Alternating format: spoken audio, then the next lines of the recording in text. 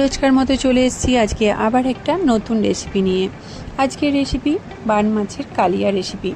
কিভাবে ঘরে থাকা উপকরণ দিয়ে খুব সহজে এই মাছের রেসিপি আমি বানাবো সেটাই তোমাদের সাথে আজকে শেয়ার করতে চলেছি।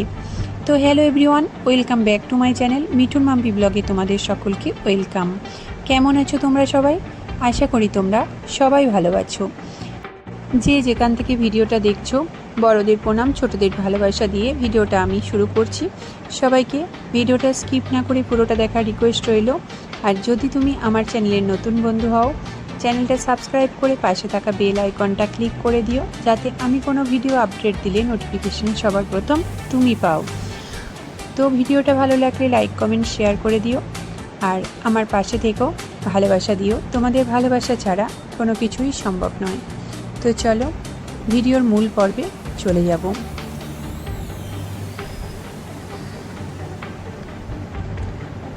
তো দেখো, সবার প্রথমে এখানে আমি মাছ নিয়েছি। এখানে রান্নাটা করার জন্য আমি 10 থেকে 11 পিস মতো মাছ নিয়েছি। তোমরা চাইলে কম বেশি নিতে পারো। মাছ ভালোভাবে আঁশ ছাড়িয়ে ধুয়ে জল ছড়িয়ে আমি এইভাবে একটা পাত্রে তুলে নিলাম। রান্নাটা করার জন্য পেঁয়াজ, আদা আর রসুন নিয়েছি, তার সাথে নিয়েছি 2টো টমেটো। এই দুটোকেই আমি মশলা পেস্ট করে নেব। এবার মাছটার মধ্যে আমি কিছুটা পরিমাণ নুন আর কিছুটা পরিমাণ হলুদ দিয়ে খুব ভালোভাবে মাছটা কিছুটা সময় নিয়ে নুন হলুদ মাখিয়ে রেখে দেব।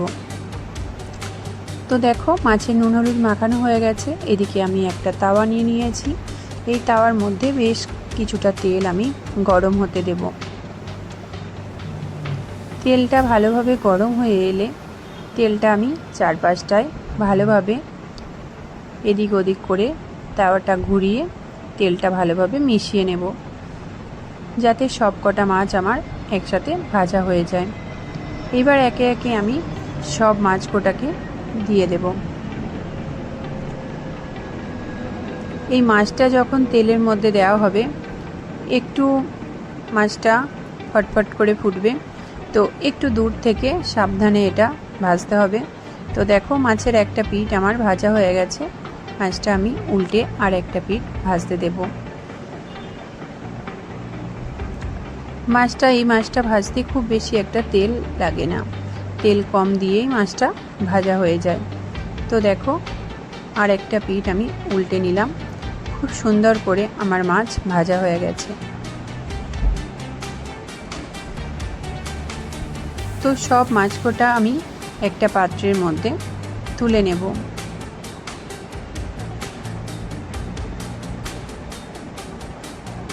সব মাছ কোটা আমি একটা পাত্রের মধ্যে তুলে আরও একটা তাওয়া বসিয়ে রান্নাটা আমি করে নেব।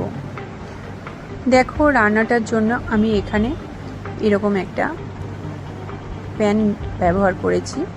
এটার মধ্যে আমি বেশ কিছুটা তেল গরম হতে দিয়েছি।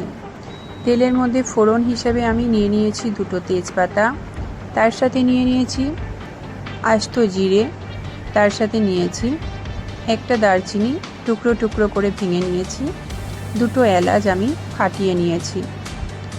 এই সব কটা উপকরণ আমি ভালোভাবে তেলের মধ্যে নাড়াচাড়া করে নেব কিছুক্ষণ সময় নিয়ে। খুব সুন্দর একটা স্মেল বেরোলে তখন আমি এখানে পেস্ট মশলা দিয়ে দেব।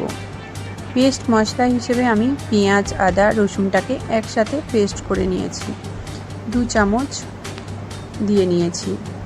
মশলা ভালোভাবে তেলের মধ্যে নাড়াচাড়া করে মিশিয়ে নিয়ে গুঁড়ো মশলা হিসেবে আমি দিয়ে দেব হলুদ গুঁড়ো, তার সাথে দিয়ে দেব লঙ্কার গুঁড়ো, তার সাথে দিয়ে দেব ধনে গুঁড়ো,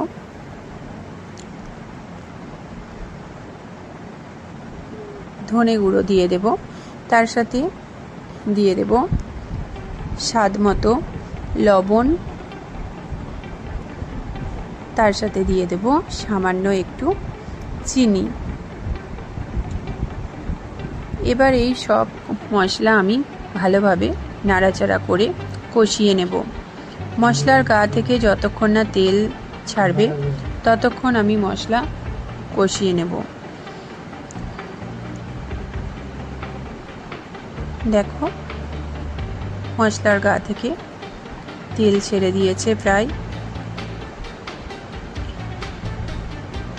এই অবস্থায় আমি সামান্য একটু জল অ্যাড করে দেব। মশলার বাটি ধুয়ে ওই জলটাই আমি অ্যাড করে দিয়েছি। আরও কিছুক্ষণ আমি গ্যাসের ফ্লেমটা বাড়িয়ে নাড়াচাড়া করে মশলাটা হতে দেব। মশলা যখন হয়ে এসছে সেই অবস্থায় আমি টমেটোর পেস্ট 3 থেকে 4 চামচ মতো দিয়ে দেব। আরও কিছুক্ষণ সময় নাড়াচাড়া করে নেব। দেখো, দেখেই বুঝতে পারছো কালারটা কতটা সুন্দর হয়েছে। এইভাবে মশলাটা ভালোভাবে কষালেই রান্নার কালারটাও অনেক সুন্দর হবে আর রান্নাটা খেতেও স্বাদটা দ্বিগুণ বেড়ে যাবে। এবার মাছগুলোকে আমি একে একে দিয়ে দেব। মাছ দেওয়ার পরে আমি মাছ সমেত মশলাটাকে আরও 3 থেকে 4 মিনিট মতো কষিয়ে নেব। এই মাছটা দিয়েই সঙ্গে সঙ্গে জল দিয়ে দিলে মাছটা টান টান হয়ে যাবে, খাবার সময় শক্ত হয়ে যাবে। এই মশলার মধ্যে দিয়ে মাংসর মতো এইভাবে কষিয়ে কিছুক্ষণ তারপরে জল দিলে মাছটা খুব নরম হবে, খেতেও অনেক ভালো লাগবে। তো দেখো, মাছটা আমি মশলার সাথে 3 থেকে 4 মিনিট মতো সময় নিয়ে এভাবে কষিয়ে নিয়েছি। কষানো হয়ে গেলে এবার আমি জল অ্যাড করে দেব। তোমরা যে যেরকম পরিমাণ গ্রেভি খাবে সে সেরকম পরিমাণ জল অ্যাড করবে। আমি এখানে ঝোলটা একটু মশলা বেশি, তাই জলটা একটু বেশি অ্যাড করেছি। আর মাছটা সেদ্ধ হতে একটু সময় লাগবে, তাই জলটা একটু বেশি অ্যাড করতে হবে। তো মশলা বাটি ধোয়া জলটা পুরো দিয়ে আরও কিছুটা জল দিয়ে আমি জল অ্যাড করে দিলাম। তার সাথে আমি 3 থেকে 4টে কাঁচা লঙ্কা চিড়ে অ্যাড করে দিলাম।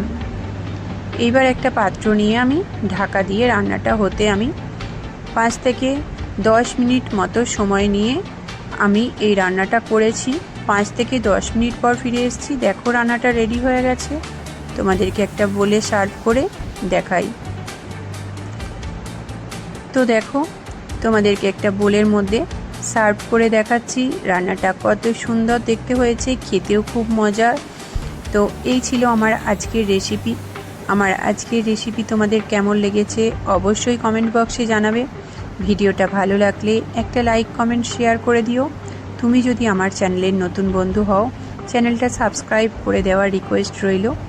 তো সবাই ভালো থেকো, সুস্থ থেকো, সবাইকে ভালো রেখো, সবাই সবার পাশে থেকো আর আমাকে অনেকটা ভালোবাসা দিও। আজকের মতো এখানেই ভিডিওটা শেষ করছি। দেখা হবে পরের দিন আবার একটা অন্য ভিডিওর মাধ্যমে। সবাই ভালো থেকো, টাটা।